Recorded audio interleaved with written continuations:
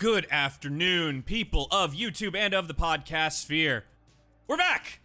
Welcome back to Spectator Diff, an esports podcast from the two most underpaid spectators in the Overwatch League. I am Brad. Matt is over in that box, and you know the shtick at this point. This is episode 9.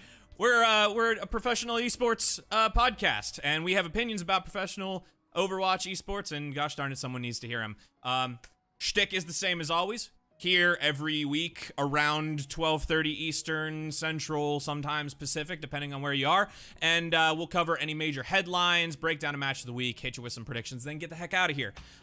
So do us a favor. If you're brand new here, welcome, first of all. Second of all, please leave this video a like while we're live.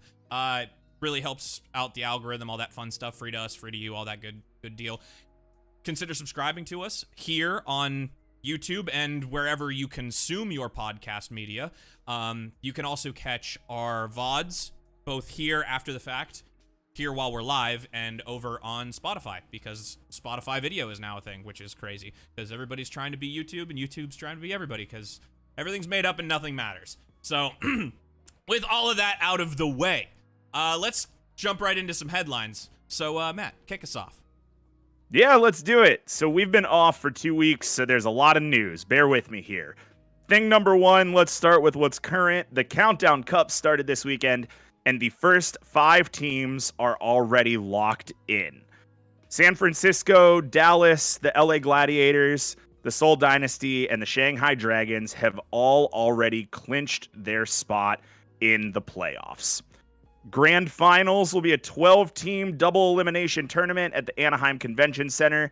Tickets go on sale 9:30. There is a tournament page on overwatchleague.com that you can check out. The big news, though, Kiriko will be available for playoffs for pro players, and people have opinions about that. Brad, I'm curious about yours. I mean, at this point, like, I'm kind of disappointed she's not in for the Countdown Cup. I would rather give the pros, you know, at least like the rest, the duration of this section of the season to kind of figure it out before they go into playoffs. But I mean, I'm excited to see what happens. Like I really like the hype is building for Overwatch 2. I'm just ready. I'm ready. Give it to me now, please. I'm just ready. Period. Full stop. You and me both, man. It'll be interesting. So, obviously, Overwatch 2 launches October 4th. Playoffs don't begin until October 30th. So, pro players will have 4 full weeks of Kiriko being available in the live service game. She just won't be playable in the Countdown Cup patch.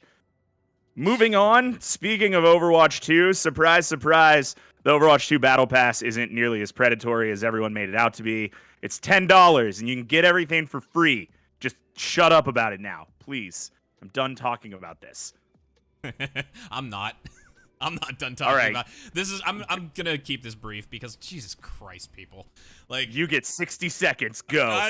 All right. So like, why are we so mad about this? This is literally the game model that every other live service game has. I don't know how to tell you this. Devs need to be paid for you to get content. You don't get a long stream of content for free.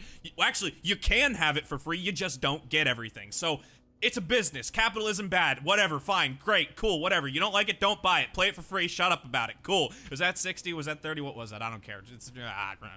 That was like 28. So great. I think that's a great place to wrap. Rabble.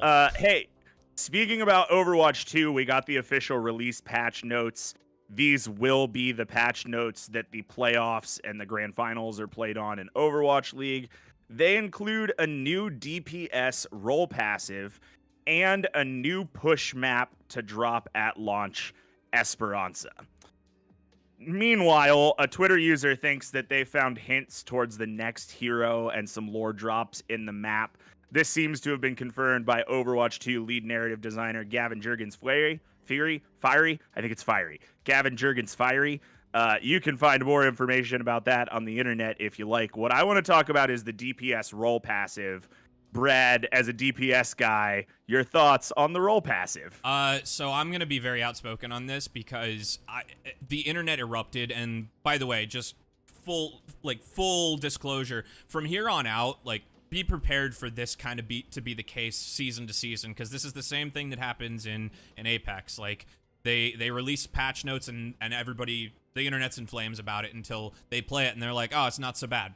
Well, I think as a whole, starting from everybody, like all 3 roles now get the 30% ultimate refund when you swap heroes. I think that's just a general like good quality of life change. I think despite it being a little bit contrary to what the devs had said is their sort of trajectory for balance, I think it's overall, like for the competitive scene especially, a very good change.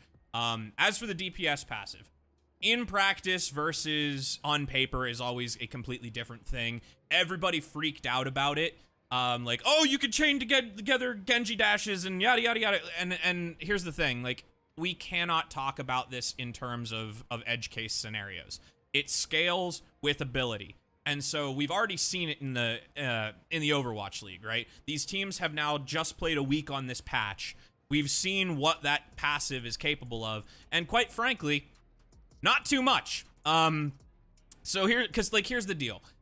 In theory, what happens with this passive is now with the speed buff and the reload buff, it only happens, it's hard to, they didn't specify whether it happens off of eliminations or final blows. From the playing, it looks like final blows. That's what I can tell. But the thing is, like, it's not that bad, okay? Even at the highest level, it scales with ability. You're ultimately going to even out with players on the other team being at a similar skill level, so it's just going to kind of negate itself. You're both going to be doing the same thing. It's going to be harder to notice. And sure, there will be moments where you get a Genji 6k and he just kills 5k because it's 5v5. 5k and he just kills everything immediately, but like, you have to be super on it in order to pull that off. And I think if you are at that level where you can do it, you should be able to do it every now and again. It's not going to happen every time. I hate to break it to you. It will disproportionately help certain heroes, like Tracer and Genji and some of the more movement-based ones, like Sojourn and Soldier. But only just. That is assuming that you get the value. You have to get value. If you don't get value, you don't get the passive. It's simple as that. So, like, get good or it's worthless. People are too upset about this. I'm sorry. Just to give the numbers on that new passive, because we didn't say them earlier. So the new numbers, the new DPS passive, eliminations grant 25% increased reload and movement speed for 2.5 seconds. Elimination passive bonuses do not stack, but will refresh the duration. I'm looking at the developer's blog on Play Overwatch, and it does say eliminations. However, from watching games this weekend, I agree. It looks like it's final blows. I think it would be kind of absurd if it's eliminations, because, like, you can sneeze half the time. And half the time I get eliminations, it's not like I don't even remember hitting that person, you know? It's intent. Like, the fact of the matter is, like, if it is final blows, the whole thing is you have to have you have to have intent with what you do to get the passive. So, like, any tactical decisions you make, you have to follow through. And if you don't get that final blow, you don't get the passive. So, like I said, all of the extreme situations that people are freaking out about, they're going to be edge cases that you just don't see that often. It'll happen every now and again, but that's the same as every other thing in the game. So, like, you know, you're going to get your Reddit clip here and there, but it's what you're going to see especially towards the beginning of this, a lot of players across the spectrum are going to do a lot of shifting up and down in the ranks. And this applies mainly to, obviously, to ranked. Like, you're going to see people going up and down, people that haven't played for a while, that aren't used to 5v5, people who aren't suited for 5v5 yet, and people who have been suited for 5v5 didn't do so well in 6v6. There's going to be a lot of fluctuation for the first couple of weeks, and I'm sure that this passive in and of itself is going to take a little bit of the brunt of that, but, like, if we let the dust settle for the first 5 of the 9 weeks of this season, I think what you're going to find is these numbers really aren't that bad. Ultimately, I think this is a fine change, because it requires you to play the game with focus effectively. Yeah, I agree. And, after watching League play, I think certainly you're Soldier 76s, your Genjis, your Tracers, those really, really speedy characters, you'll notice that movement increase, but I don't think it's going to be particularly oppressive. Where I actually saw a lot of this benefit come through, interestingly enough, in my opinion, was with the snipers, with Widow, Hanzo, Ashe, because so often the ability to counter a Widowmaker is, hey, we saw where that shot came from. Send Diva up there with a D Matrix and shut it down. So if you pop a headshot and have a 25% increase in movement speed, your reposition can come a lot faster. And I don't think that, again, like, I don't think that's going to be oppressive. I think that's just going to be one of those really interesting interactions. You know, Backbone comes to mind. We're going to talk about Paris London in the game of the week, but Backbone on Dorado had like 3 or 4 headshots strung together and could not be tracked down by Paris. Is that because Paris is bad? Maybe. Is that because Backbone moved faster? Also maybe. So I am interested to see how this passive plays out at lower play, in quick play, and with casuals like myself.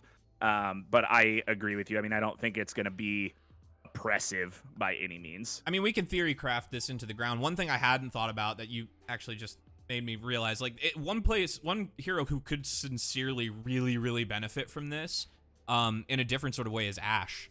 I think really good Ashe players are going to get a huge buff from this because of the reload speed. A lot of time, like, you're able to just put out more consistent damage, and like that 25% reload speed buff, that's massive, because there are a lot of times you find yourself needing to, like, you're down to your last 3 bullets and you might need to fend off like a flanker or someone coming to check you, and that in and of itself is like, that's not to be understated. So I think, you know, I think there's definitely some value to be had across the board. You know, I don't think maybe not so much with like Symmetra, or, you know, maybe not even Reaper in some cases, but actually Reaper will get the speed. But like, yeah, I think it's a good change. So as to not take all day talking about this, I think it's going to be fine, and I think DPS players are really going to enjoy it. So, thumbs up for me. Great, love it. Moving on, we have some departures from Overwatch and competitive Overwatch. The LA Gladiators have mutually trimmed down their hit scan lineup. Both Patafan and Ons have left the team in the last 2 weeks. Patafan retiring from competitive Overwatch. Ons being announced as mutually parting ways. That'll probably mean retirement. I'm assuming it means retirement. He's like the Brett Favre of Overwatch, though. He's been retired like 6 times. He is absolutely, he's the Brett Favre or the Tom Brady of Overwatch, for sure. I'm bummed about Patafan. I was really enjoying watching him in the league, and obviously it's injury related, and you know, I don't think there's much that can be done about that, but it is a bummer for sure. Such a shame. Yeah, and you know, all of this comes on the back of the Gladiators signing Happy from Washington, and Happy has looked infinitely better on LA than he did on Washington, and so I think the reality is, like, LA just dropped 2 of their best DPS players, and we probably won't even notice, because neither of those DPS players have really played in like an entire stage. So, I mean, at the end of the day, like, well, if you ever needed an example of how important coaching is, like, just the difference between Happy on Washington and Happy on LA is the example of that. Like, that's proof in the pudding. It really is, though, a shame about Patafan, because I think he had a very promising career, but that, you know, we don't know officially what the injury is. I don't think anybody's actually put it out there. I would imagine it has something, like, it's a wrist injury related to playing, because I can't think of too many things that would put you out of the game permanently. Like, you know, even if it was like if he broke his wrist or something, like, that's gonna heal in 8 weeks. Like, I think it's got to be like tendon, muscle related in one of his wrists or arms. That's just like, if you keep playing this, you're going to completely lose the ability to use that hand. So, yeah, I'm doing a little digging, and apparently Patafan had the same wrist issues when he was playing for X10 in the Valorant Champions League. Again, there's not a whole lot of information about what it is. It's got to be tendon or like musculature related. Like you can't just that kind of recurring thing. It especially when you're gaming for 12, 16 hours a day. It's got to be it. It has to be. Yeah, for sure. Another departure, not from competitive Overwatch, but from the Overwatch development team. The Overwatch team is officially -2 Jeffs on the year. Jeff Goodman, Overwatch and Overwatch 2's lead hero designer, has announced his departure from Blizzard. Goodman was the principal game designer at Blizz. A spokesperson stated that, quote, he made the decision to leave Blizzard earlier this year, unquote. And then a whole bunch of thanks for your service and that sort of thing. I think the changing of the old guard is probably a good thing. I don't know enough about the impact these individuals have had to say much about whether or not I think they should go. I've enjoyed Jeff Goodman's updates and information throughout the year and throughout the years.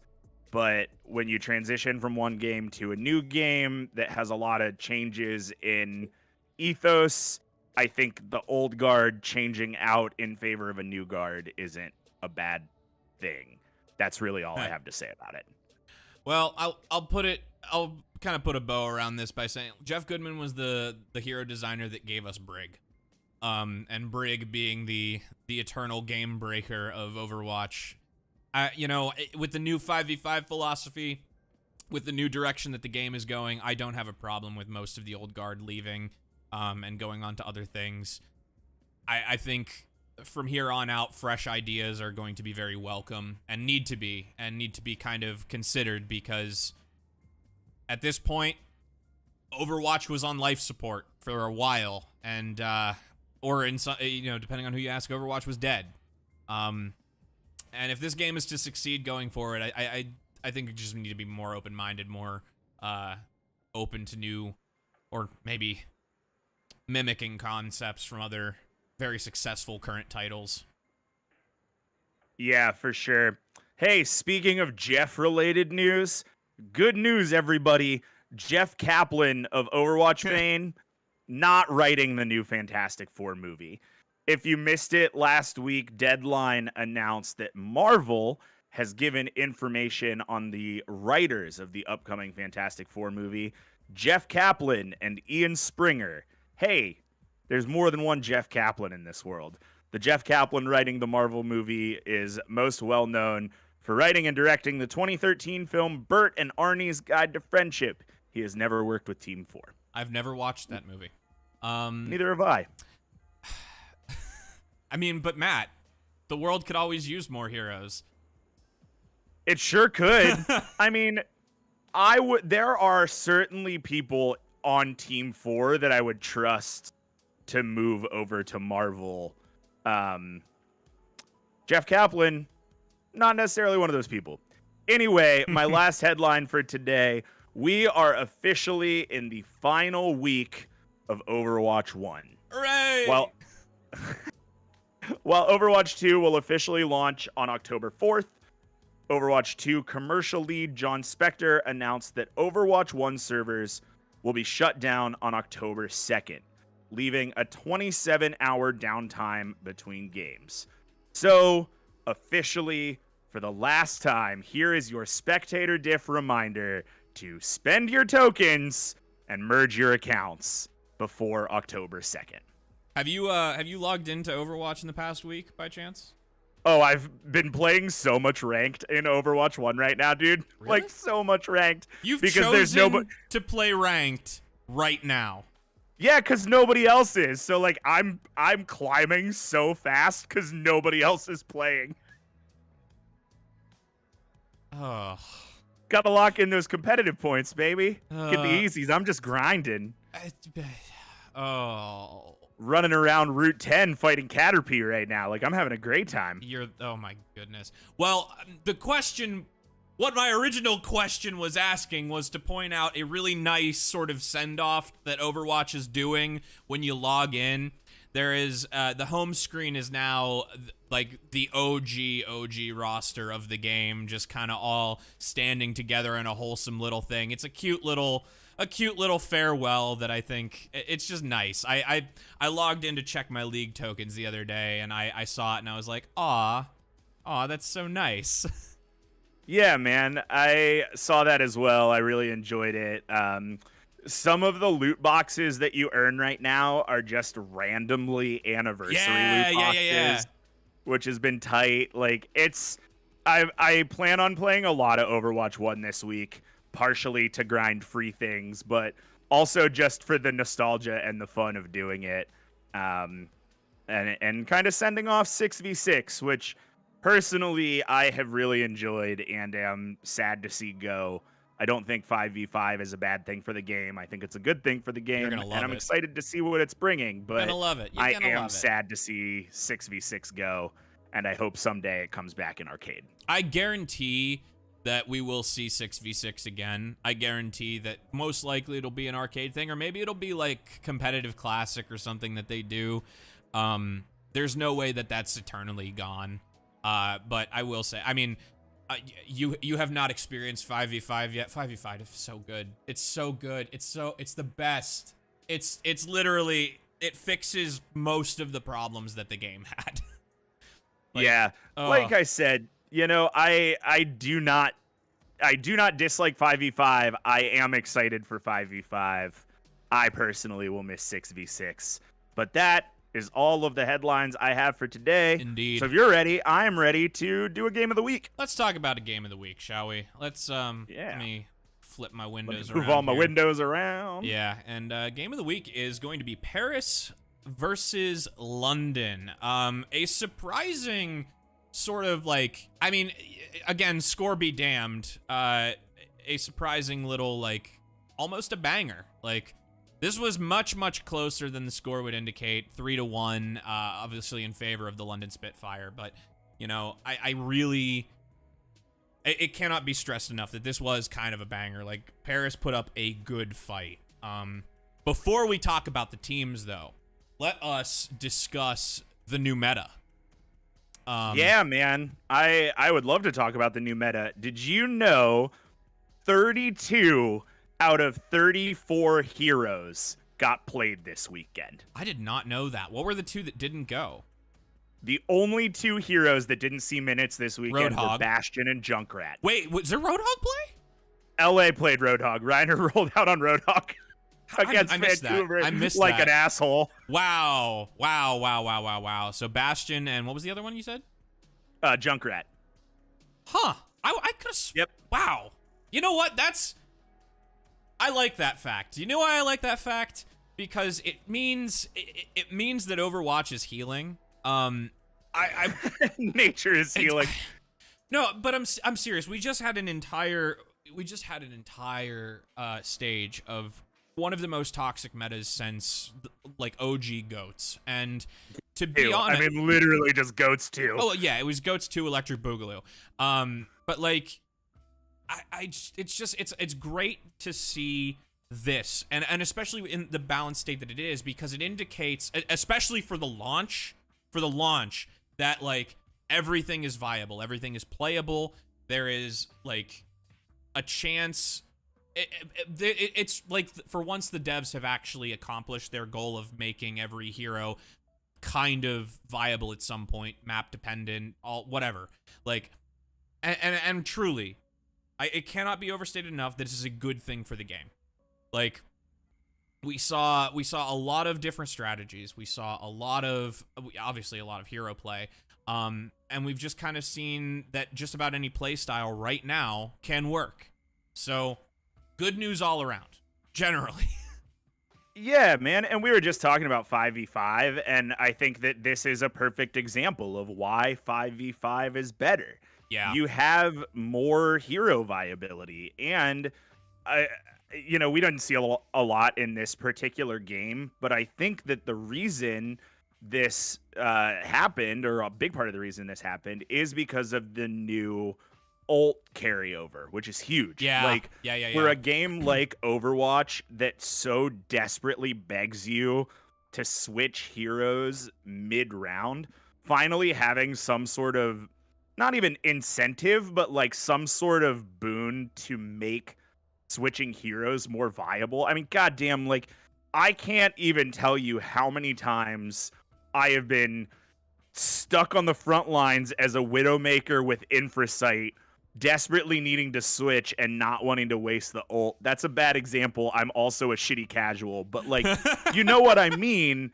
I'm glad that this ult change exists now, and I think we really saw it come to fruition this weekend. Yeah. Like I said at the beginning of the episode, like, it's, generally speaking, it's such a good quality of life change. And like, I know the devs had said they don't want to make the counterplay, the counterpicking, the big focus of the game. They want to make people who only want to play one hero, they want to make it so that they only need to play that one hero and they don't necessarily need to switch. And I think in the current climate of the game, both things can be true and coexist. So like, if you want a one trick, you can one trick and actually get away with it. But if you are, like me, someone who really likes the counterplay options and likes the flexibility of being, okay, this isn't working, I'm gonna go to something that is, you're no longer necessarily full locked into the one thing, and because it's more valuable to hold on and use that ultimate for some value than get rid of it entirely. Like, there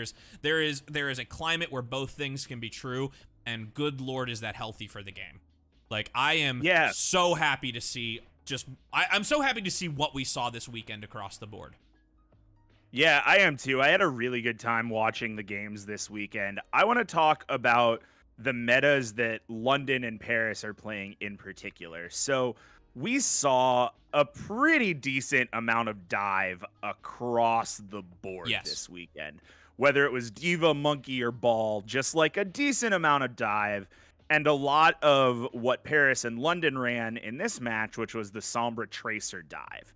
So I want to hear your thoughts about the Sombra Tracer dive. Specifically, in this match, we have a difference in backline. Paris with a Brig Zen, London with a Brig Anna. And I want to hear what you think about that as well. All right, so couple overarching things before we specifically dive into it. I think in terms of London and Paris, there are two different goals going on in this match. London obviously is not full locked into playoffs. They still have to do their play-ins for the actual grand finals and whatnot. So right now, I think what we're seeing from them is a very big shift into a different sort of play style than we've seen from them to this point. What they were going for, we saw a lot of Hadi on Wrecking Ball later in this match, starting in the second map. We saw him on Winston. I don't think we saw him on Ryan this entire match, which I was very surprised by. But us too, but we did not. Yeah, but there's a shift towards a much more mechanical play style, a much more mechanical, aggressive, in some cases patient play style. And part of the reason this match was so close was because they were looking for such a technical strategy, and it's the mechanics of the team are not quite at the level to really execute this strategy. That's not to say they won't get there by the time that the stage is over, but right now their hero choices versus the actual mechanics of the players aren't quite there yet. Against another team, I don't think this match is as close, and I think they might lose. As for Paris, I think the overarching thing is, like, their season's done. They do not get play-ins. They have nothing to play for this season. What they have to do now is just sort of build towards the next season and figure out kind of like a static level of what they need to be good as a team. Half of this team played together on a very successful minor league team, effectively, with contenders, but whole different ball game in the Overwatch League. So, at this point, they're just kind of trying to find some semblance of coordination, and they got that a little bit. As for your question with the Sombra Tracer dive, I have mixed feelings about this.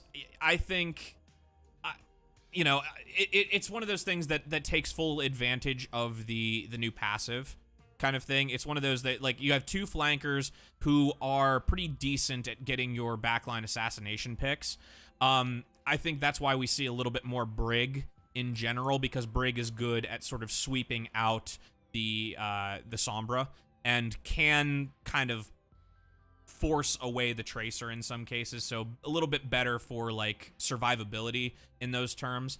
The Ana versus Zen kind of sort of situation, I am more favorable towards the Zen. I think if you're gonna do, if you have Brig, I think Zen is kind of your better bet for the secondary, just because he can orb your Tracer or orb your dive tank or orb, your other flanker, just to set it and forget it. And then Discord Orb has such high value, especially when it comes to those assassination picks. I think it's just preferable. And then as far as ultimates are concerned as well, there's a lot of counterplay with those two ultimates specifically. I don't think Nano gets as much value in the current state of the meta.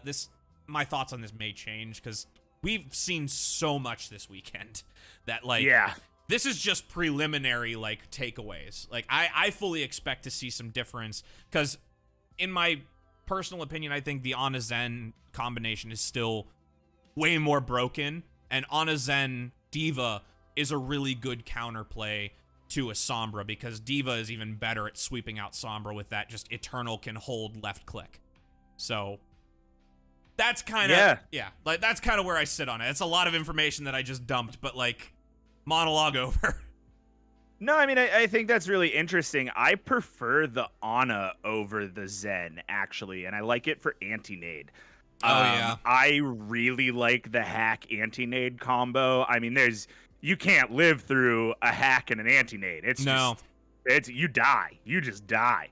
And I really like that combo, but I do agree with you. I don't think that Nano has a ton of value. Nano is almost more of a, like a save pick, right? Or a safe play. It's more defensive. We saw it more.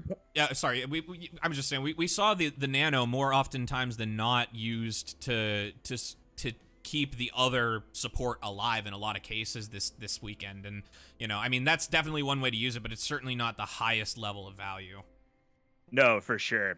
So I want to point out real quick, just looking at the play that we have on screen, I want to talk about London's patience, and then we can get back to talking a little bit more about meta, because the meta changes a lot here in the next map. But I really like this play from London, where they are 99-0, and Paris comes back in and starts just, like, dumping ults on them, and London invests the EMP, doesn't get much off of it, and instead of trying to fight for that point, is like, we have 99% for them to earn before we lose. Let's go farm some ults and do this again. And that, I think, is something that London has really been missing in the first half of the league. It's London, I think, has played better when they set pace, when they play rush, when they move quickly, when they don't let other people come to them. And in this game, I think London had patience in a good way. They definitely screwed it up a couple of times. We'll talk about it later. And I agree with you. I think London was not playing their strongest looks. If this was a better team, it might not have gone so well for them. But if this is London trying to practice that slower gameplay, I think this was a really good example of them learning from the mistakes they've made. I agree, and I think, because, like, what do we talk about the most when it comes to the differences between those top tier teams like LA, Shock, and Dallas versus the mid tier? A lot of times it's little things like patience and disengages that come up the most frequently, because those are the biggest difference makers. And I think what we're seeing from London is more of a long game ideology where, okay, what have our mistakes been? Which for a lot of this season has been their patience and their disengages. Like, a lot of the times that they lose, that it's because they overcommit and they flounder a little bit. And I think this was definitely I mean, we see it several times even later in this match where just like the patience on the playmaking, offering up a little bit of ground in order to take the fight win is really starting to pay off for them. They're learning from their mistakes of the past, and it bodes well for the future. It's like I said with the overview, like if this is them going for more technical looks, the mechanical skill isn't there yet, but if they can pull that together by the time the playoffs come around, it looks really good for them to make a strong showing. I don't think they're going to necessarily be the underdog winner of the season this year, but like I could easily see them like finding a 4th, 3rd, 5th place kind of finish overall, if not maybe slightly better. Like maybe they come out like as an underdog and end up in the grand finals. I don't think they win, but like if they can pull together the little pieces that are still missing from what they're attempting, there's no reason they can't go the distance at least towards the playoffs. So for sure. Yeah, I mean, I agree on all counts. I'll give you some time here. You can click over to the next map and we can start talking about meta. But while you're working on that, I just want to touch on the standings of the Overwatch League right now and where everything really is. So as of this weekend, everybody has played 20 matches. If my count is right, every team has 4 matches left, which means that feels right. There are only a few things that can shift. And it's basically the last spot in the guaranteed playoffs and the last spot in the guaranteed play-ins. So right now, the top 6 teams from the West, and I'm talking specifically about the West when I say that, the top 6 teams that make it into the West are all locked in, or are all, Jesus Christ, the top 6 teams in the West all go to go to playoffs, for the love of God.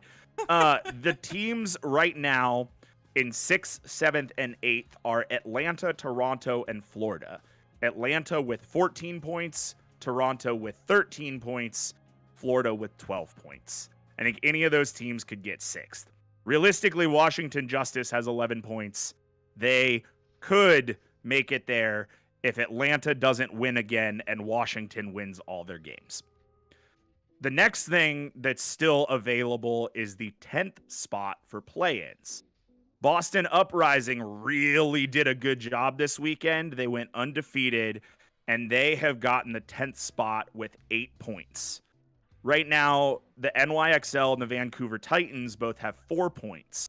So, if Boston loses out the rest of this stage, and New York or Vancouver win out the rest of this stage, it will come down to map differentials and all the other tie-breaking things, and Boston could conceivably be knocked out. But the only team right now that is mathematically not going to playoffs in the West is Paris. Yikes. Yeah, there you go. I mean, it's been such a volatile year when it comes to these, and there's been such a huge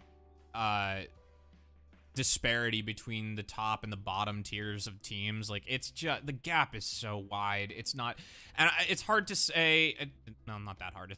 It's a little hard to say, like, what is truly the difference maker here, why some of these teams struggle so much. But I mean, you know, we've talked about it. It's coaching largely.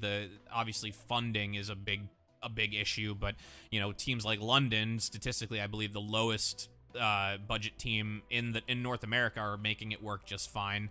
But like, it's, you know, it's coaching differences, it's things like that. But it's the disparity's been so wide that like, it's been so hard to really, it's been so complicated rather, getting these things to line up and figure out kind of who's got a track to go where. Yeah. So, hey, let's get back to talking about meta. I want to talk about Orisa. Oh, yeah. Orisa's so here, baby. This. We got Orisa play.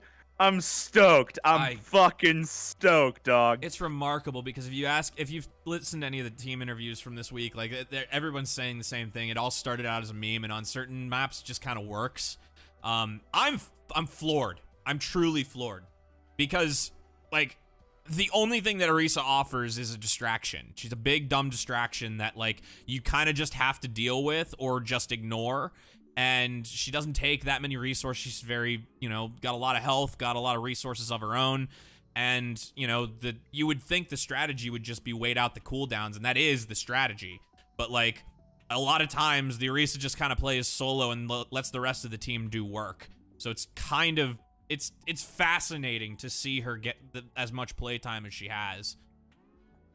Yeah, this moment that's on screen right now is really insane, where Krawi gets EMP'd, hacked, and then discorded, and still doesn't die. It's insane how long Orisa stays up. I'll talk about it more on the next map. I don't think this was a great Orisa look from Paris. I think it was fine.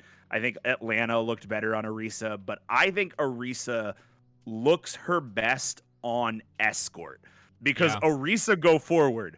Oh, baby, Orisa go forward and Orisa don't die.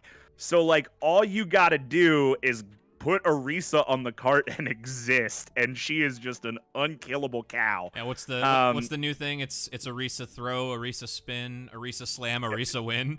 Like, yes, that's exactly that's the new meme. Like, I it's funny because, man, she's gonna be a pub stomper. Like, you're gonna find this out in 5v when 5v5 starts next week. She's going to be a really, really strong pub stomper. She's gonna be really prevalent in low ranks because she's got a low skill floor. But, like, I am amazed that even at the most coordinated levels, these teams can play around it and that there's value to be found, I guess. It's just, yeah.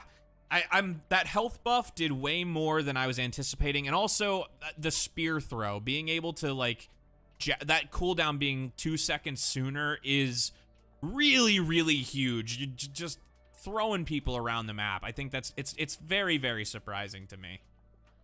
Yeah, we just got one in chat that says going to be the team resource dump so they can hold W and win. I mean, yeah, like, but the thing, she doesn't need the resources. That's the thing. You can direct resources to the rest of your team, and your DPS are free to kind of just get the kills because she's sustainable. That gold, her gold ability she just tanks. She doesn't get, I believe there's no headshot in it now. I believe that, like, she can't be moved. We found out that Doomfist against her this weekend, she can't be moved by the Doomfist. Can actually, like, the actual hit from the Doomfist can push people from behind you, which is weird. I don't know if that's a bug or if that's, like, a bug or a feature. I'm not sure. I don't know, but, like, she's truly an immovable object in a lot of cases, and she just doesn't require resources. If she plays around health packs intelligently, your healers can be off doing other things. I keep saying healers. Your supports. The support role is much more damage focused in 5v5. Just throwing that out there. But, like, yeah. We just got another one in chat. Give her the new Kiriko speed boost and cooldown reduction, and that horse will win the Kentucky Derby. I mean, it's true. I mean, like, yeah, if you think that's it's a good thing there's not 2 tanks anymore, because, like, if you commanding shouted Orisa, it would be horrifying. Well, like, because you should go ahead. Should see. I'm actually curious to see what that stack does, because you should be on the receiving end of the spin, because one of the craziest things that happened during the first beta when she was the strongest, she got nerfed for the second, but in the first beta she was so strong. What would happen was you would be looking at an Orisa, she would start to spin and she would just, like, int at you, and, like, it is terrifying because you can't escape it. She could just chase you down. Like, battle cattle do be charging. And it is pretty nuts. So, like, I'm curious to see what the speed boost from Kiriko does. Even with a Lucio, it's probably pretty wild. We saw a couple of looks like that this weekend. I think Atlanta used Lucio with the cow, and was, like, directing the herd. But, like, it's so weird to see how this stuff stacks. I'm very curious. I'm ready to see what the Kiriko thing happens to be. Yeah, it's really step up, step in, and spin to win with Orisa right now, which leads me to my next point. Brad, how do Terror Surge? Because it seems as though nobody has really nailed down Terror Surge yet, which is fine. I mean, it's a brand new ability. We haven't had a lot of time to play with it yet. I get it. It's weird. I'm curious, after we've seen a weekend of Orisa play, what's your take on Terror Surge? Are there situations that you think it's really useful for? Tell me your thoughts. Terra Surge is higher you go, it's just more zoning than anything else because you're not gonna want to stand in it.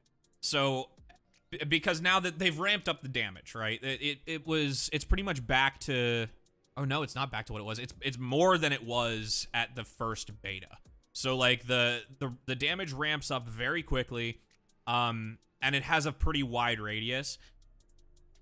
But more than anything is just zoning, which is why Orisa is getting more playtime on close quarters maps. We started hearing speculation that she was more viable on places like Nepal, a lot of the control maps, because you're kind of forced into those closer quarters areas. And when you do have Terror Surge, like, you can get some high value out of that.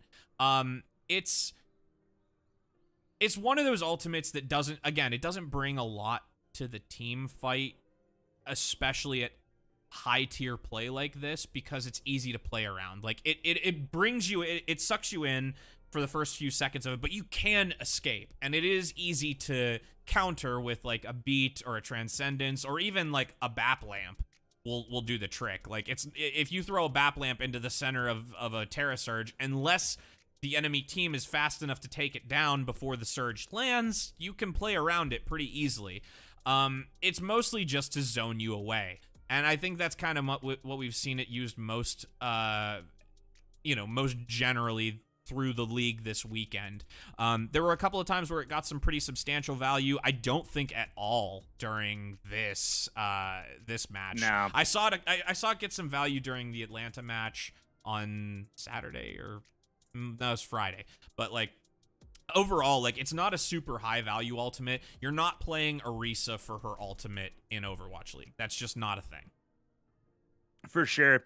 Yeah, I think Hawk looked a lot better on Orisa than Krawi did. I agree. Terror Surge is a zoning ultimate. I would like to see more zone defense played in Overwatch as a whole. That's just kind of a game theory difference that I think would really benefit a lot of Overwatch players.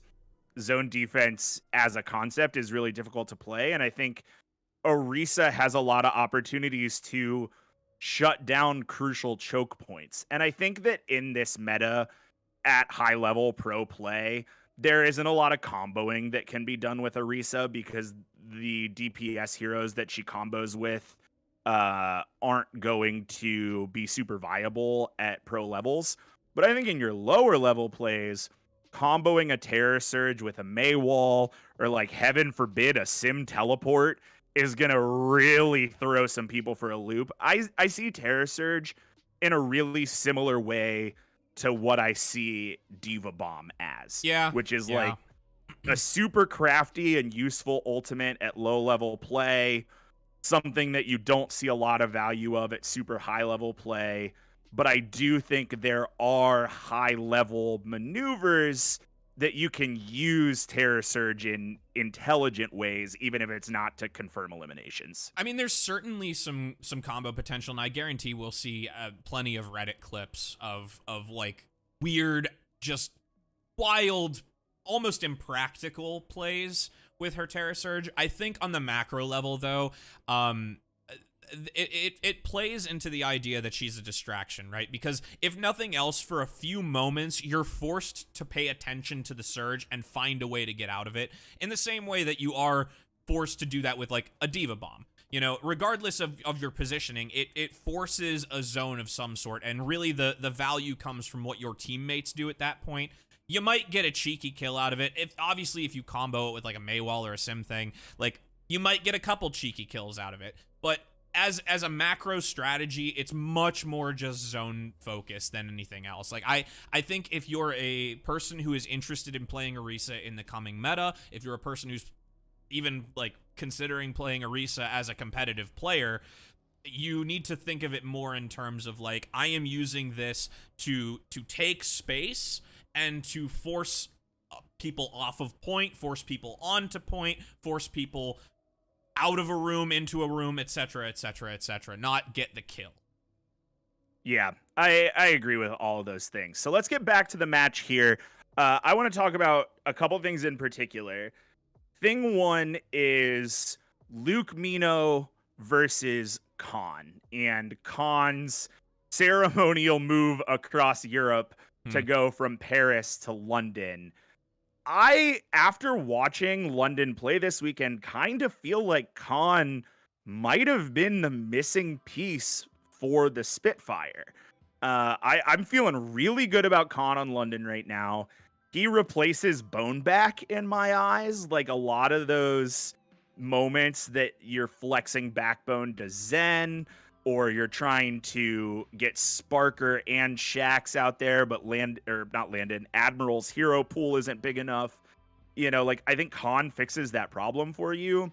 I also don't dislike Admiral's Lucio, but his hero pool is small and he's not a super reliable support for this team. So I think Khan looked really, really good in this game. I also think Luke Mino looked better than most everybody else on Paris, and I think they were the two big difference makers. So what did you think about the supports in this matchup, and how do you feel about Khan in London? I generally agree with everything you said there. I think Khan is a very good addition to the London Spitfire. I have been particularly hard on Admiral, especially in the last meta. I think he had a lot of issues despite being like a Lucio player and being the designated Lucio player. I think he had a lot of issues just in general keeping up with some of what the rest of the league came to play with. But I think having him as sort of another backup, it just adds flexibility to their lineup. And realistically, especially with having, Backbone in and out, like it means that Backbone can focus on being a DPS player and open up his hero pool a little bit more. And that's not a bad thing, because now across the two roles, they actually across all three roles, they have players to flex to. They've even got what is it? God, who's their other tank player? Poco. I said Poke. I was like, what the I'm hungry. It's similar, different. Yeah, similar, different. They have Poco, and now like this just gives them a more rounded roster. So like, especially with a meta that we're currently dealing with, where everything's viable, where we're going to see a lot of fluctuation over the next couple of weeks, that just puts more cards in their hand. As for Paris Eternal, again, Luke Mino is a big difference maker. I think I like the future for the Paris Eternal, soon to be the Las Vegas Eternal. Like, I like what the future looks like for them down the road.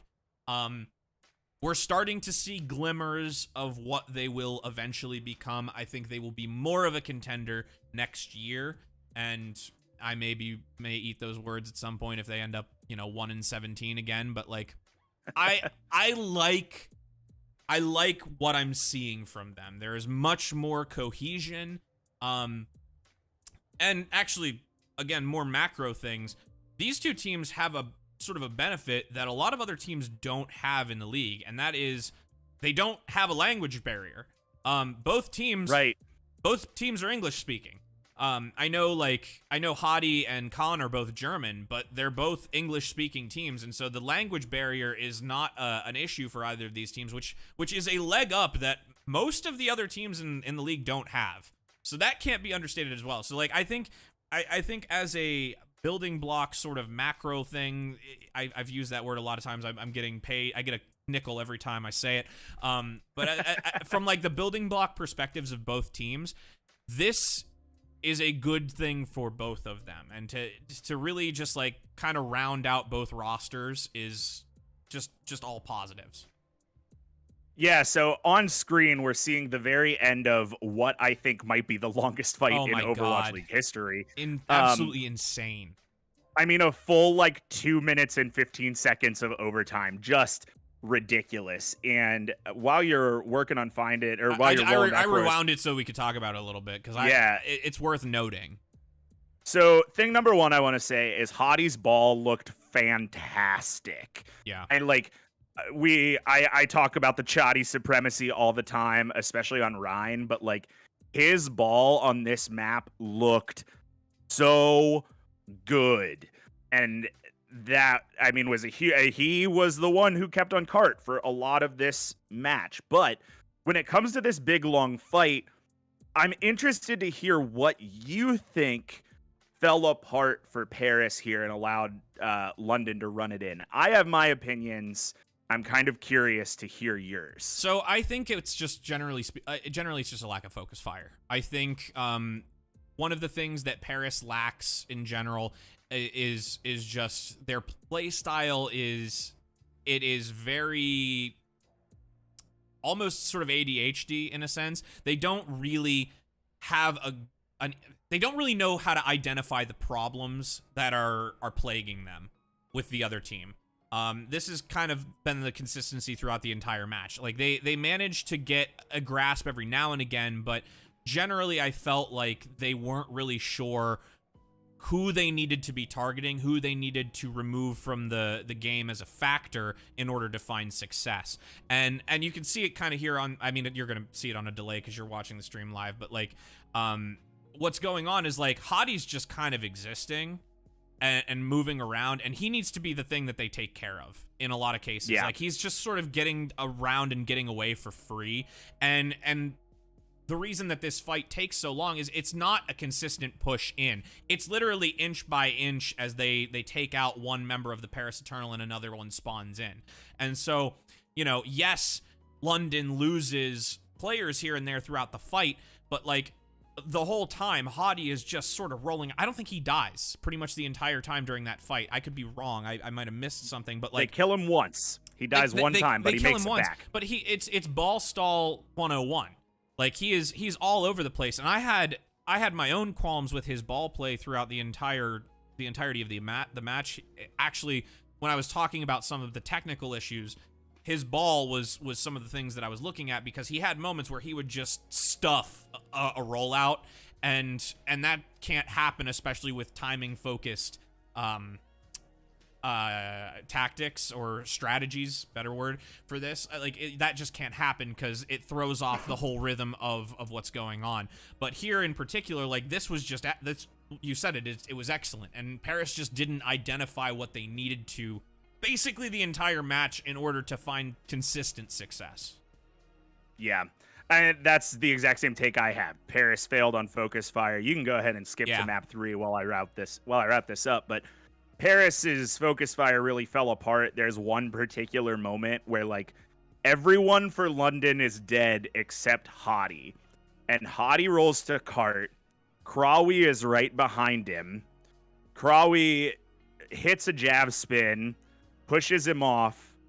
Hadi rolls back behind the cart, and then Krawi just like loses him and stops shooting at him, thinking that he left. And it's those moments of like, yeah, man, you gotta focus the tank down. You gotta take out like Khan on the off angle, just sniping people down on Zen. Like it really was a focus fire mistake for Paris there. And I think that they played well. I think they played hard. It just, it's that difference between a well-coached, communicative team and a younger rookie team that doesn't have that synergy yet. It's the biggest problem that we see in the entire league with fresh players that come up from contenders versus the veterans who've been playing in the league for at least a year. There's just not really that.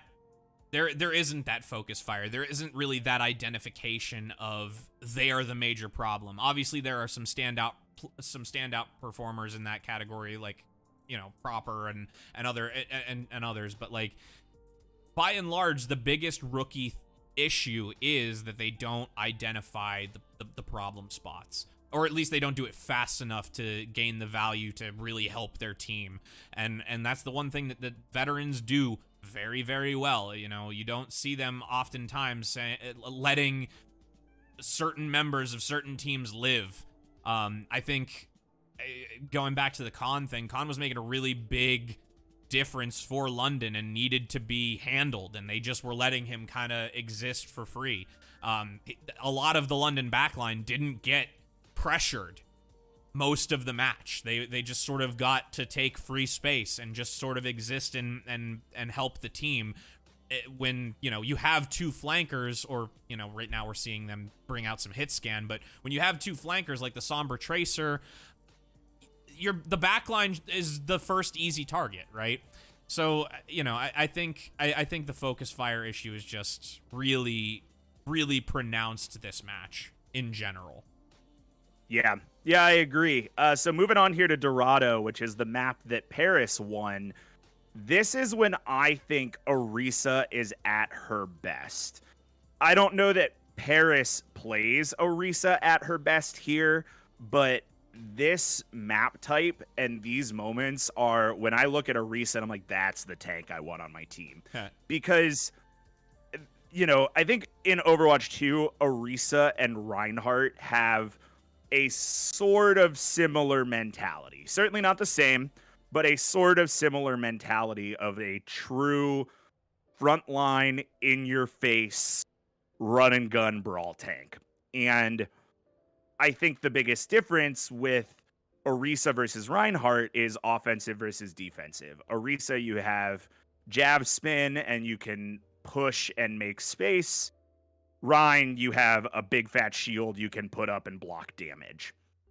When it comes to offensive escort, attacking on escort, I think putting Orisa up front to just crowd kill and clear path for cart is so massive, especially with this comp where you're running double flex support and you can heal from distance.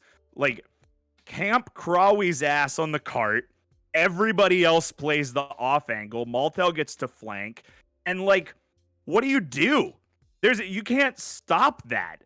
And if anybody tries to gangbang Crawley, it's Terror Surge while everybody else peels for him. This is the moment on this map, specifically in Streets, where Crawley basically solo pushes the cart this entire phase. Is when I started thinking there's real value to Orisa more than just suck the other team's resources. And I don't think that value's there all the time, but attacking on escort, I think, is when it is maybe the most viable. I mean, it's a good counter to dive in some respects, because when you have to play around in Orisa, there's not really a good dive target. I mean, if you look at Paris's lineup, Luke Mino and Rack Attack, obviously you could say, oh, dive the supports, but theoretically, Luke Mino and Rack Attack should be playing relatively close together to the point where one can peel for the other. And if you're diving a Brig, you're not going to win, especially as a Winston, you're probably not going to win that fight if they have some support. You also have Dove and Malthel on two particularly fast heroes in this case. Obviously, Dove was playing the Ashe, but now with Dove on the Soldier, there's a lot of peel potential. There's a lot of damage potential, and they've also just swapped over to Orisa. But there was a lot of off angle, like you said, a lot of off angle potential, and there's just not a really good dive target. We saw the overhead very briefly when you were starting to talk. They were very spread out. They were all over the map. They were still gaining ground with the cart. So you have to, at that point, you have to decide, all right, who do we take care of? And it forces sort of almost like a death ball rotation from London, which isn't particularly effective especially on this Dorado defense. Yeah, exactly. And, Wub looked kind of rough in this game, and I think Dove looked a lot better. Dove's Soldier on Dorado was really, really good. I think that all of these maps, except maybe Ilios, Ilios was pretty one-sided, but these back three maps all really could have gone Paris Eternal's way, and I think this is the one that their comp or their hero pool just suited them really well. And we can talk about it here after the side switch, but London's attack comp was just bad. It just wasn't good. Here, let's skip ahead to that then, because this plays out 59-25 is what you're looking for. Yes. Oh yeah. Good Lord. So they get through A, and I gotta say, Backbone's Widowmaker looked really good. Like Backbone had a great day on Widowmaker. But my issue with this comp that they really don't switch off of is you don't have any cart pressure. It is the exact opposite of the Orisa comp, where like, yeah, you just park Orisa's ass on the cart and she moves the cart. At the end of the day, you still have to play the objective. That's Overwatch. I know in high level Overwatch League competitive, like it's about the team fight. It's about synergy. There's a lot more than just push the cart forward. But at the end of the day, if you don't get the cart to the checkpoint, you lose. And London keeps running into this problem where they have 2 flankers and 3 snipers and nobody thick enough to stand on the cart. Yeah, it's a very disjointed comp. Like I don't really see the benefit of, I mean, obviously they're taking the Widow duel here. I don't really see the benefit of playing the Ball and the Widow sort of as a combo. Obviously the Ball can go dive the enemy Widow, which at that point you're wondering then why is Backbone on Widow? Like Backbone could be playing I mean, he should never be playing Tracer if Shaxx is playing Tracer. I mean, but he could be playing Sombra. He could be playing Reaper even. Like there are other options here.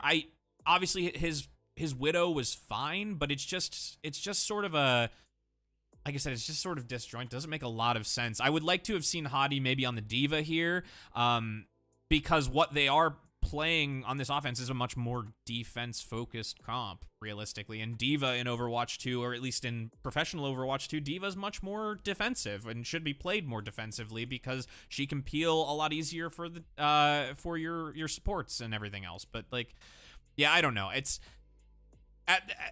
it begs the question, yes, who should be on cart, which maybe Zen, but at that point you have to force everybody to play up further than cart. Like, you have to be taking the space, and they're just not, really.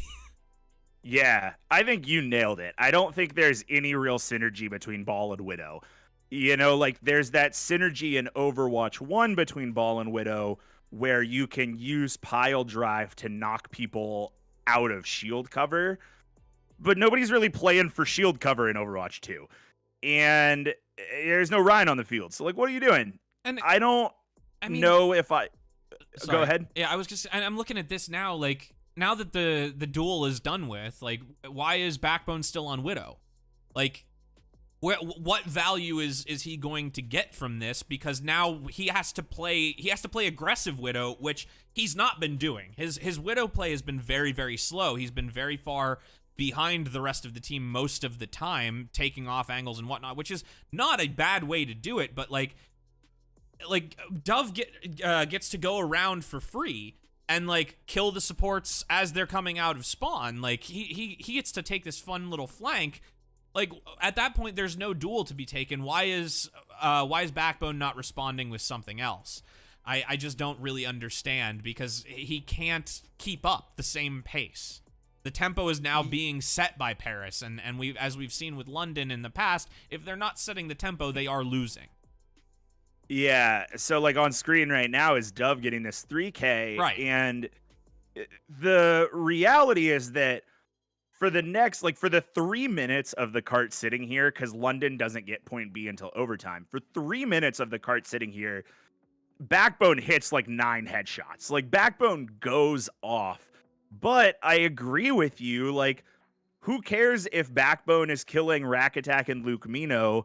They have spawn advantage, and Dove's just running wild in the London backline. So I don't know, looking at this, who I want to switch more, because it's got to be Backbone or Hadi.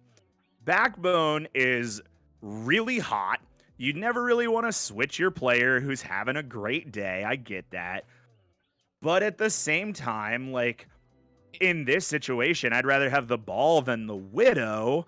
So I don't know which one of them I want to change more, but one of them should have. The ideal situation is that they both swap, because in this circumstance, I would rather have Hadi on the D.Va, because DM is going to get a lot of value dealing with the Soldier.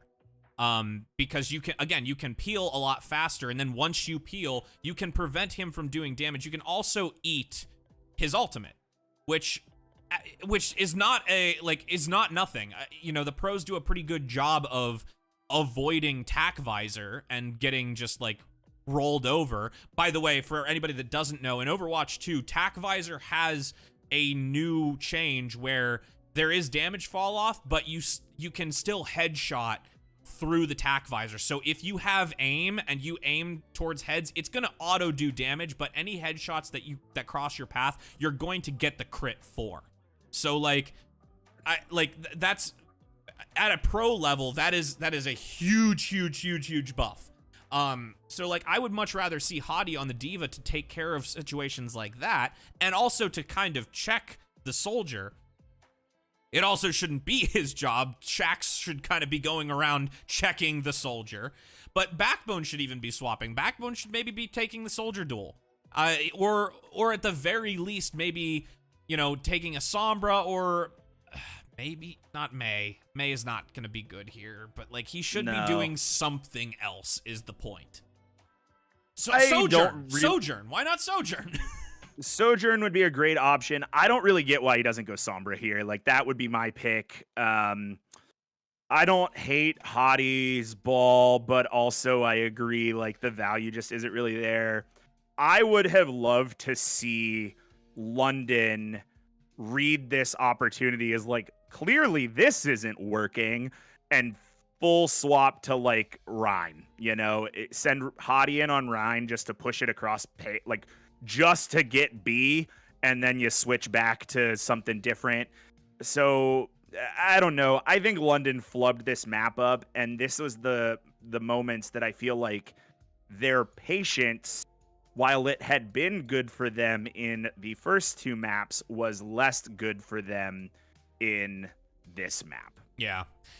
It's, we've seen this issue from them before, especially last stages. Like when they cede ground for free, it just doesn't work in their favor. They need to really be the team that's pushing the tempo and deciding kind of the direction of the match. They need to take the fights on their terms. If they're reacting, it doesn't work for them. Yeah, and like here, Backbone has gone to Sombra and suddenly starts having more value. And I think really just to cap this off, and then we can move on to the map 4.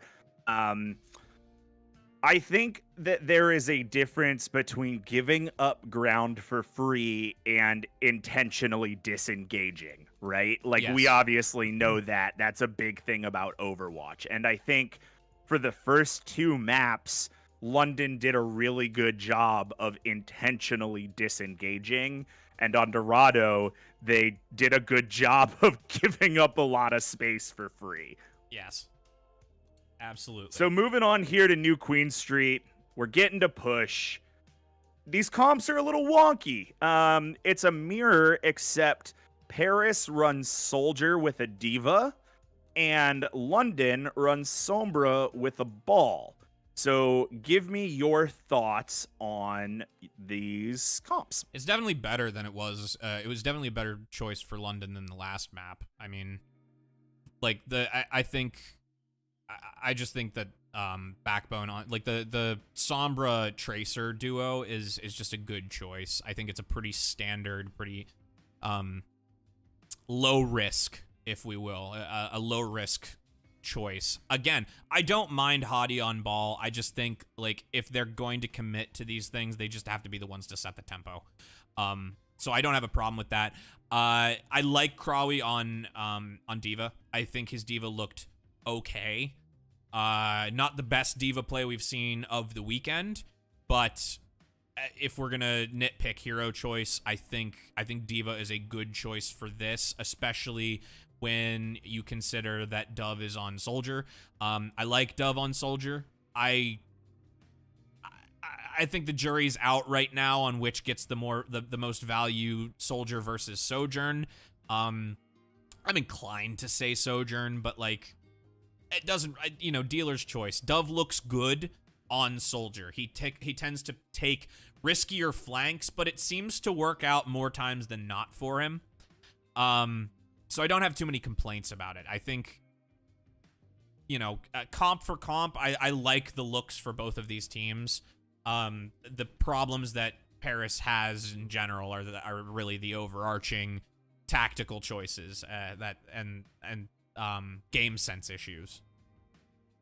Yeah, I agree on all counts. I understand Dove going Soldier just on account of like he was hot on Soldier last map and stick with what feels good, especially if you've got to put together a run back. So that makes sense to me. I think Backbone looked really good on Sombra. I don't really understand why he didn't play Sombra on Dorado.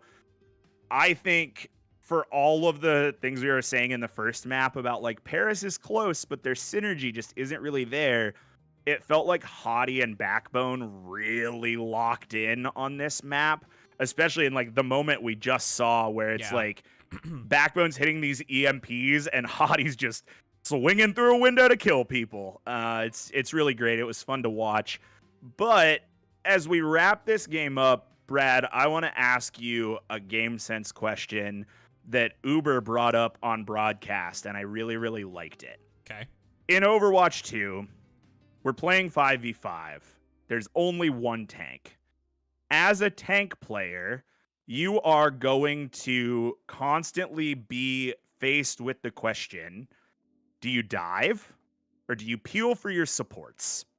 And I think especially looking at this map with Ball and Diva, who outside of Winston are the two dive tanks, like that's a question that's going to come up for a lot of people in this game as it goes live on October 4th. And I want to hear, obviously it's situational and I get that, but what is your take, peel versus dive? I think we need to be very realistic about the expectations of tanks and supports in Overwatch 2 for the general populace. I think watching the pros to answer that question is not going to be helpful most of the time, because the value that you get in either role is entirely dependent on your team's synergy as players, not necessarily with their hero choices. I think when it comes to the Overwatch League, peeling versus diving is going to come down to entirely to communication, number one. Number two, it's going to come down to knowing your team in general. This is just mainly Overwatch League right now that I'm talking about. Like, they know their team. They can make that distinction a lot easier. In Overwatch 2, for ranked players, for casual players are going to have a hell of a time making that distinction because, look, just good luck at that point.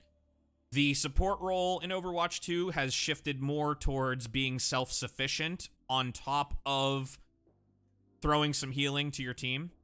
A lot of your damage mitigation comes from dealing damage and getting picks yourself.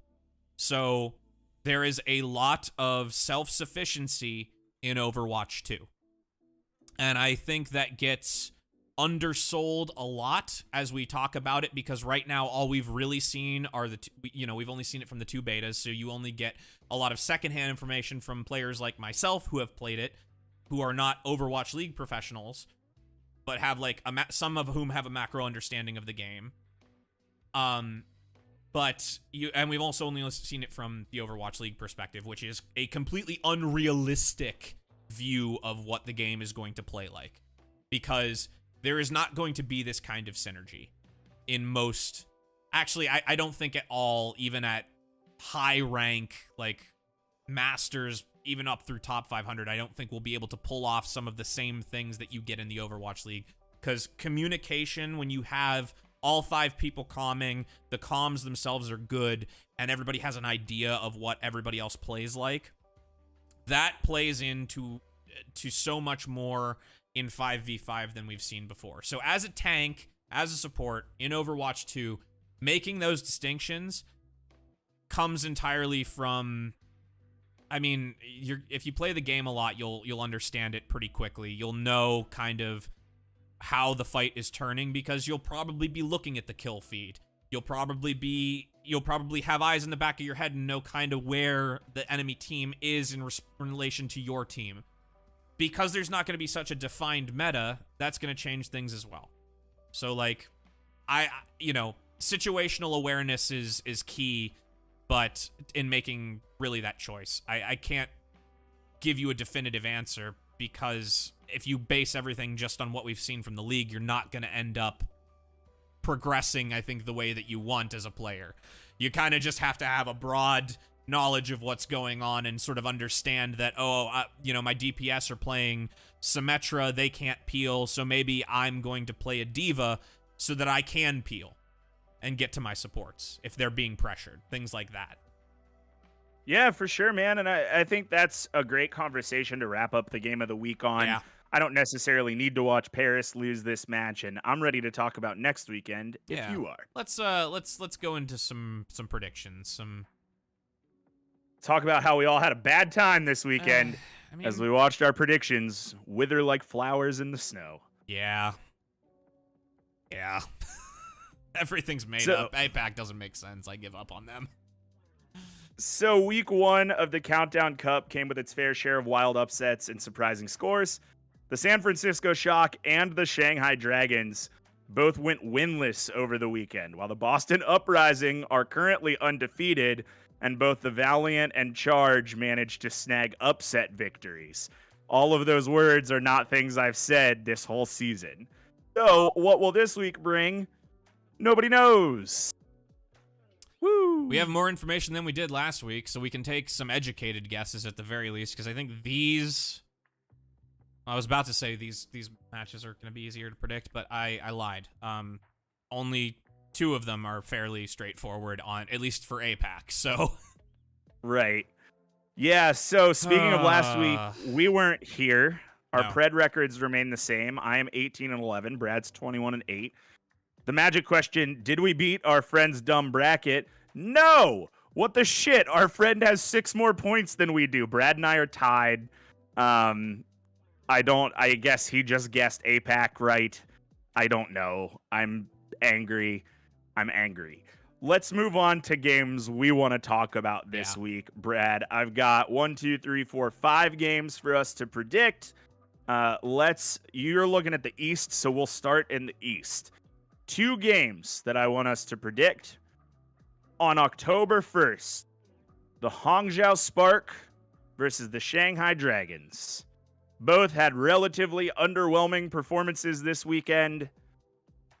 Your thoughts? Let's see. The Spark versus the Dragons. Oh God, I'm more inclined to say the Dragons. Yeah, I'm more inclined to say the Dragons. It might be close. I want to have more faith in them because I think they're the better team, and I think they have the better coaching staff. So I want to feel like they'll take what they learned this weekend and apply it a little bit better, maybe like scrim a little bit differently in the coming week and have a better showing. So I'm more inclined to give it to the Dragons. I can't put numbers in because these are for some reason locked currently, which is fun.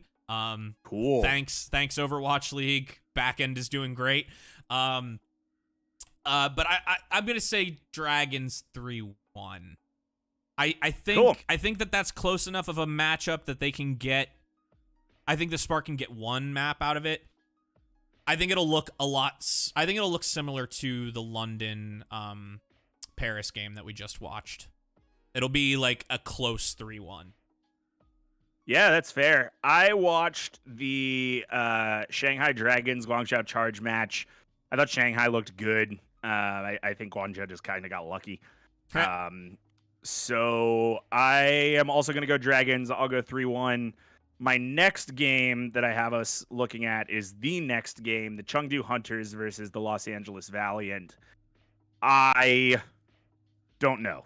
I believe both of these teams are 1-1. Who did Valiant upset somebody? It was like they sure did. They 3-0'd somebody, didn't they? Who did they 3-0? Hold on. Please hold. I have it. Why did I say it's right in front of me? Hold on. 3-2 over the Fusion. 3-2 over the Fusion? Okay, so that's and then Chengdu beat the Spark and they beat the Charge.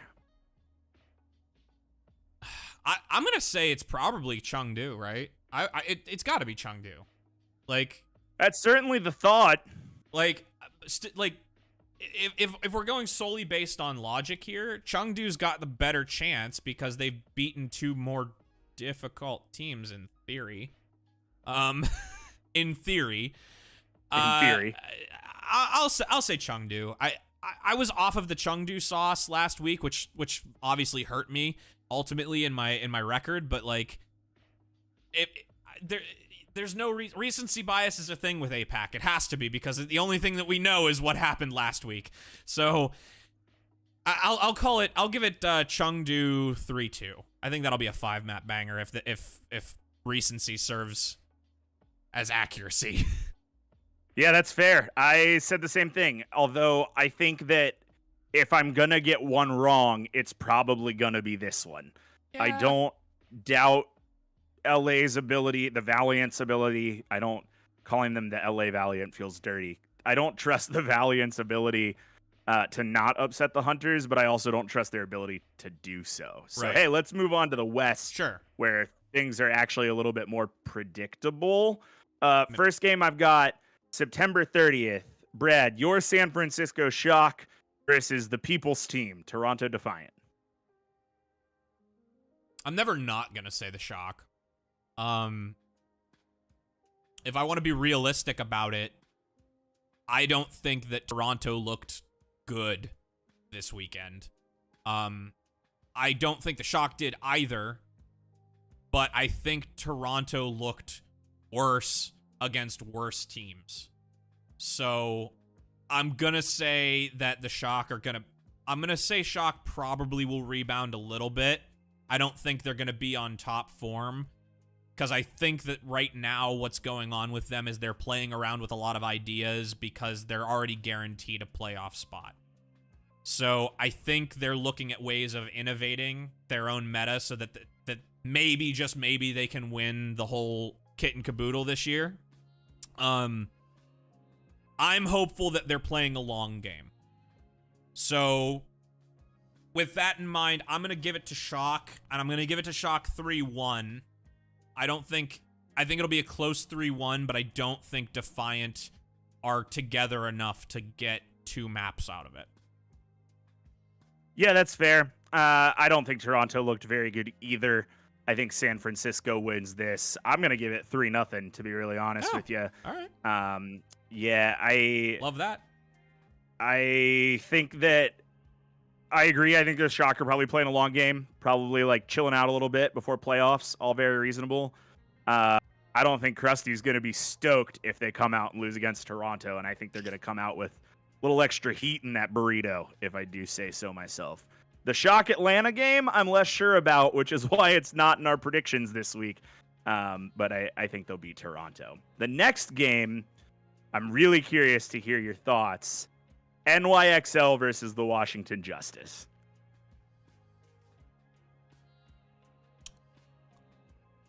Huh. Uh-huh. That's a real thinker, isn't it? Huh. So for recaps, last week, the Washington Justice lost 3-1 to the Dallas Fuel and then beat the Shock 3-2. NYXL beat Defiant 3-2 and then lost to Atlanta 3-0. So, like,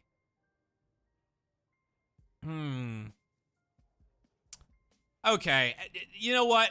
I think it's logical to say that Justice has a fair shot at this. I think this could be a 5-banger because it's the Justice, and I will never trust them to not throw a couple of times during a match. But I think it's reasonable to call this a 5-banger in favor of the Justice because New York got a win, but they got a win against a team who looks really bad right now. And it's not nothing that the Justice beat the Shock. Like, the Justice did look okay against the Shock. I'm not going to go so far as to say they looked really good because I think the Shock looked particularly bad in that match.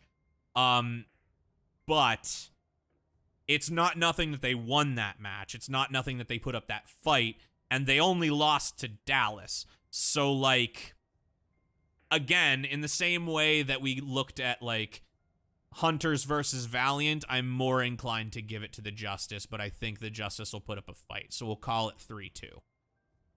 I'm a little bit surprised. I also went with Washington. I was kind of thinking you might go with New York. I think there's a reasonable argument to be made for New York. Yeah. But I also I'm full on, baby. Justice stonks are up. Justice stonks are up. You might as well ride the high to the moon, yada yada yada, whatever. Yeah, man. I'm a longtime Justice fan. I don't pred for the Justice often because as a fan, my expectations are realistic, not hopeful. However, I do think that they've got this game. My last one for this week is on October 2nd. The Vancouver Titans versus the Toronto Defiant. Defiant 3-1. Wow. Really? Tell me why. Titans look like crap. There is no, like, you know, Aspire had moments that looked really nice this weekend, but generally speaking, I saw no cohesion. Like, they looked like a defeated team. I don't think there's not a path for them into the playoffs or the play-ins right now, is there? There is. If they win out and Boston loses everything, they can get in. Well, so we'll look at it in context of the weekend. They're going up. Titans are going up against the Fuel on Friday. They're not winning that. There's no hope in hell. Dallas looks too good right now because they're able to play the things that they like to play. Hanbin looked great on the Zarya. Like, there's no way that Vancouver wins that. There's no hope in hell on that one. So at that, if they win out, like if winning out is their way into the play-ins, they've already lost it by the time they get to this Defiant game. Defiant, on the other hand, need to play well, I believe, right now to, like, also secure themselves a little bit, correct? So if Toronto wins out, they can guarantee themselves a playoff spot, but only if they win out. So, I mean, they're definitely going to be, but again, like, this is also on the back of, I just said the Shock are going to beat them on Friday. So there's a little bit less there, but I think, I don't know. I think the morale is just going to be low on the Titans. Like, they didn't look good at the beginning of this stage just this weekend. So, like, I don't think a week is going to change that. And I think by the time they reach this game, it's just going to be like, well, what do we play for? Like, no amount of good coaching is going to fix that. So unless they pull a miracle out of their asses and beat the Fuel on Friday, like, I was high on the Titans last stage because they looked good, but they just did not look good this weekend, and I don't really think that there's a path forward for them right now to change that. So I'm gonna say Defiant 3-1. I really am. I think they might get a map. I think it might be the first map. And I think then it's just going to flip back on their heads, and it's going to be unfortunate. But, yeah. I am going to go with Vancouver. Okay. And I'm going to go Vancouver 3-2 on this one. Okay. Weirdly, I'm going to go Vancouver 3-2. I'm scratching myself like I got a drug problem, which is really funny when I'm talking about Vancouver hopium. But I'm going to go Vancouver on the same reason that you just said, in the sense that by the time they're up against Toronto, they don't have anything to play for anymore, which means they can just have a good time. Toronto, on the other hand, has looked bad and has all this pressure to do good. So I think there's a real opportunity for Vancouver to do D-Pay things and come out and put one in Toronto's ass. Yeah, I'm going to go Vancouver 3-2. I mean, we had to disagree on one of these at some point, so this is fine. Like, we did. I was going to have to pick a sixth match if we didn't. I kind of hope you're right, because I like a Vancouver narrative. I really do. I do kind of hope you're right. My own pick'ems be damned, but, like, yeah. Man. I'm fine with that. That's a reasonable argument. I can get behind that as well. So well, then here we are at the end of our predictions. Indeed. At the end of this podcast. I have nothing else to say. Do you? Not particularly. Great. Well, that'll do it for this episode of Spectator Diff. Again, please subscribe to us here on YouTube Or if you're listening to the audio of the show, subscribe on your podcast app of choice.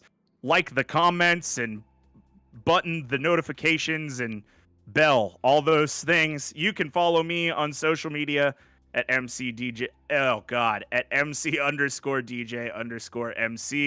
Me on socials at lastcall_gaming. Wow, my brain's fried. And until next time, just remember, we're better at watching Overwatch than you. GG's, everybody. Spend your tokens. Don't forget. Happy Overwatch. Merge your accounts. Spend your tokens. Do it.